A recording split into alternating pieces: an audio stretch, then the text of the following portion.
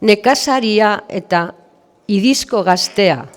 Nekazari baserriko batek zeukan idizko mardo, baina alfer eta ezigabea. Uste izan zuen jabeak, askoko zela esteko ustartzea idibaketsu eta beharrera ohituarekin. Ikusi zuenean idizkoa lepoagatibu, hasi zen horroaz. Ostikoka, indarka, eta bota zuen ustarria uhala kurraturik. Ikusirik nekazariak idizkoaren izutasun eta eziezina, lotu zizkion oinak, ebakiere bai, adarbiak zorrotza zeuden aldetik, hala adar motzekin inori gaitzik egin ez zekion. Uztartu zuen berriz idizkoak urratu zituen lokarriak. Ateratzen zuen lura utza jabeari itxuarazteko bezala. Han ziren putxak, han ostikoak, han horrogak, han ahoko pizza. Haserretu zitzaion nekazariari eta diotza. Idizko zoratua. Egin zia talegina esteko ire arrotasuna.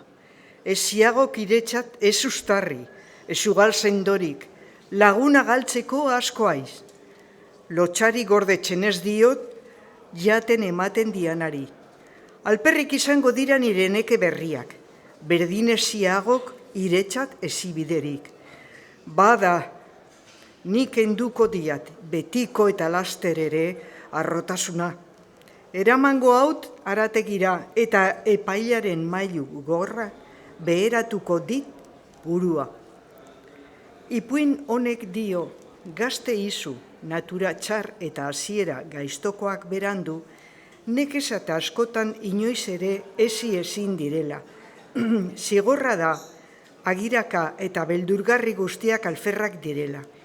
Idizkoa gorpuztu, mardotu eta zezendu bada, jaikiko da jabe beraren kontra. Honelako gizasemeak bakarrik ezi hoi dira edo presondegi gogorretan edo hobeto urkabean. Hala bada, txikitxotatik eman behar da hasiera ona.